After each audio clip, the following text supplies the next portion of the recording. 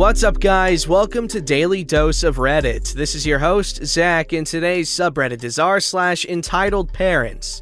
This story's called, Entitled Aunt Freaks Out When I Get a Purple Cast for My Broken Arm. I'm back, y'all. Sorry if there's any errors. I'm typing this story with some hella long fake nails on, so, bear with me. Anyways, I have a bit of free time, so I figured I'd tell you lovely people another story about my entitled aunt. Spoiler, she's a bitch in this one too. Now, on to the story. I broke my arm when I was around 10. Myself and a group of friends had been playing at the swing park and I fell off climbing the frame. The first thing I felt was an immense pain in my arm. It was so bad that I actually felt sick from the pain. My friends, understandably, freaked out and ran off in search of an adult, whilst a couple of them stayed with me in case my arm fell off whilst they were gone. This is a terrifying situation when you're 10. Eventually, my friends came back with one of their dads. He quickly checked my arm over and was around 80% sure that it was broken. He offered to drive me home and would tell me jokes in an attempt to cheer me up. He succeeded in making my friend cringe at his dad jokes, and I felt myself relax a little. I was still in immense pain, but I wasn't worried about my arm falling off anymore. Eventually, we got to my house and my friend's dad explained to my mom what happened. He's such a great guy, he even offered to take my mom and I to the hospital. My mom politely declined because the guy had to go to his work and she didn't want him getting into trouble. Once he'd left, my mom asked me all the usual worried parent questions. What happened? Where does it hurt? Do you feel sick? Etc. She then called my nice aunt to see if she could drop us off at the hospital. She was working though, and even though she told my mom she was leaving work ASAP,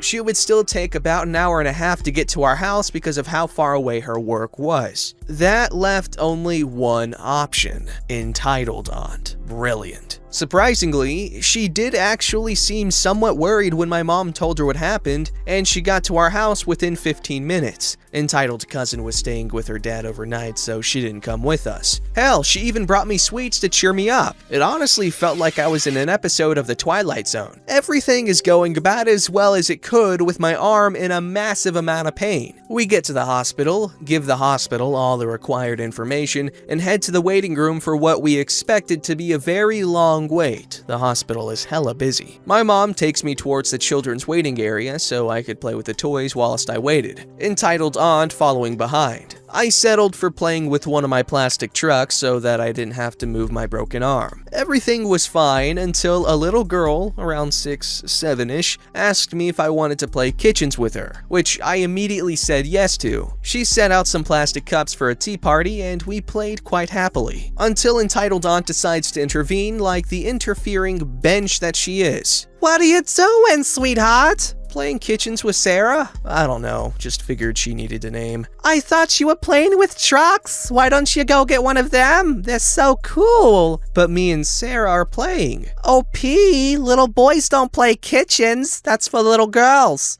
But Uncle, my mom's brother, is a cook and he's a boy, but he's a homophobic slur. You don't want to be one of those, do you? Entitled aunt, he's playing with that little girl. Leave him alone. You really don't think it's weird? My mom, getting pretty impatient. No, I don't. Now either leave the little ones alone or you can head home. Entitled aunt rolled her eyes at the pet name. My mom, even now, likes using pet names for me. She has a lot of anxiety around making sure that I know she loves me and cares about me. But my aunt went back to my mom and sat down. Sarah and I talked and played for a bit. She asked me about my arm and I told her what happened. I found out through our talks that she had gotten her ears pierced, but the company hadn't cleaned the equipment properly, which led to her right ear getting infected, despite her mother cleaning it thoroughly every day. She went on to tell me that she was going to get the earring taken out, and once she felt better, her mom would take her to get her ear re-pierced at a different establishment. Despite the hassle that she was going through at that point in time, Sarah was pretty proud of her ear piercings, which in turn made me think about getting my own ears pierced. I had run over to my mom to ask about maybe getting my own ears pierced with the money that I had saved up. I got pocket money for helping around the house and always liked to save it for things that I really wanted or for my mom's birthday and Christmas presents. Entitled aunt scoffed and made faces of disgust. As my mom would say, she looked like a dog chewing a wasp, but she didn't vocalize any of her concerns. After about an hour, I was called up to get x-rayed. I said my goodbyes to Sarah and headed to the x-ray room with my mom. I'ma skip all the boring stuff. Basically, I got my arm x-rayed. It was definitely broken, and we were taken to a little room. There were about 4 beds in the room, each with a curtain for privacy, where we were to wait for one of the nurses to arrive and sort out a cast for my arm. Entitled Aunt had been allowed to join us at this point, as the hospital only allowed one adult to accompany the child to the x-ray room. Never really understood why. She was still pretty pissy about my mom getting impatient with her earlier, so obviously, she dropped the nice demeanor and pet names and went back to being her typical benchy self. And not bishy in a good way. She kept her mouth shut for the most part until the nurse decided to ask the question. The question that would make Entitled Aunt lose her crap. What color of cast would you like, sweetie? He likes blue. It's the same color as his top. Is the blue one okay for you? She asked me with a look that tells me, you don't have to go with the color that this psycho wants. I like the purple one. Entitled Aunt just glares at me. Okay, honey, a purple cast it is. What?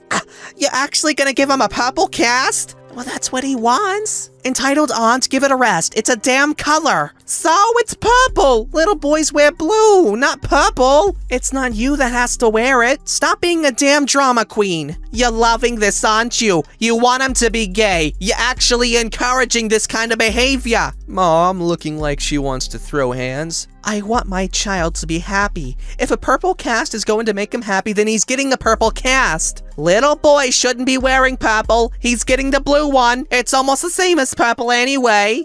But if blue's the same as purple, can't I just have purple? Are you a girl? No, but I like purple. OP isn't your kid, and I'm not having you make him feel like crap for liking a certain color. At this point, the nurse is trying to defuse the situation, and I can only look on in shock. They argued for a couple of minutes more until the nurse managed to get a hold of a doctor and another nurse, who quickly asked Entitled Aunt to leave the premises. She did, but not without getting the last word in by shouting, "You're a terrible mother, wanting your son to be a homophobic slur." My mom proceeded to apologize to the doctor and nurses for stooping to Entitled Aunt's level. They told her it wasn't an issue and that Entitled Aunt was out of order with her language. Entitled Aunt had naturally driven off and left us at the hospital for another half hour until Nice Aunt came to pick us up. She had stopped off at KFC, my favorite fast food place as a kid, to get us something to eat and had gotten me a teddy bear at a toy shop in town. It was bright purple. Nice Aunt was quick to post a picture of the 3 of us and the new teddy bear on Facebook, knowing full well that Entitled Aunt would see it, just to piss her off a little bit more. Entitled Aunt basically blocked both my mom and Nice Aunt on Facebook after this incident, and we had no contact with her for about 2.5 years. She eventually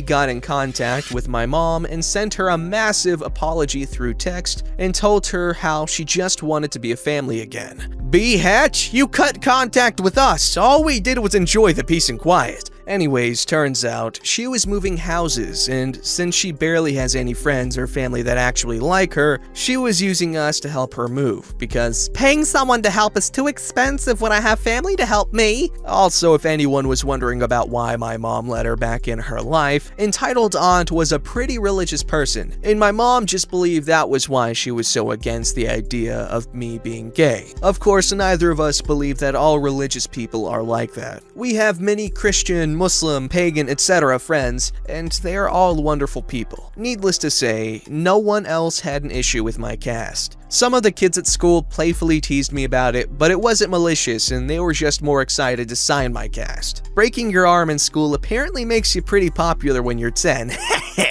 Anyways, that was a little story about my psycho aunt. Sorry if it's all over the place and not very well written. I'm hyped up on coffee and am attempting to write on my laptop with fake nails. I hope y'all are having a fabulous day, my little cherubs. Wow, okay, so I wrote this in my spare time before going to work, went to work, then home to sleep, and woke up to this. Thank you for all the kind comments. For anyone that's curious, I should probably clear up that yes, I am indeed gay. Shocker, heh. I am also a drag queen, but these have nothing to do with the colors I liked as a kid. Though Entitled Aunt seems to think that it's my mom's fault I'm attracted to men. I remember when I was a kid, there was this t-shirt that was really popular, at least in my area. It was was this pink t-shirt, this, baby pink t-shirt. I don't know if that's a color, but it said, "Tough guys wear pink." And I thought that was really cool because obviously, especially when I was a little kid, there was always that sort of stigma that only girls like pink or gay boys, but I don't know if I knew what gay was when I was that age. Anyways, looking back, you really learn to appreciate that shirt existing. I mean, it was a step in the right direction, not perfect because it's like, oh yeah, you're only wearing pink because it says tough guys wear it. But when you're a little kid, that's a good way to convince kids that it's okay to wear the colors you like. It doesn't mean anything about you, or at least anything bad. But now this sort of stuff is a lot less common nowadays, at least I think. But yeah, people are learning, people are being more accepting and more educated about what makes people gay and what being gay is. And it's not just a guy who likes purple on his cast. Oh, I mean, I guess in this case it is, but you get my point.